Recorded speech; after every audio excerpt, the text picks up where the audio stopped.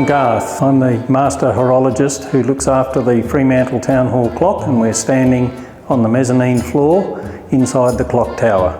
Over the 100 years plus of wear and tear, some of the gears have slowly worn down, and we've worked a program of trying to get them replaced, and we've found a place in Adelaide that was able to do it in a timely fashion so that I can get the gears back and fit them, true them up and get the bells ringing again.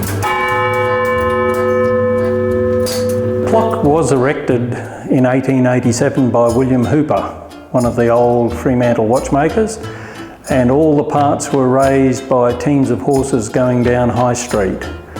The bells were raised first, and each bell has a message cast in on it. So if you're down in Fremantle, come and listen to the clock, have a look at it and admire its grandeur, because it is a landmark and we like to keep it that way.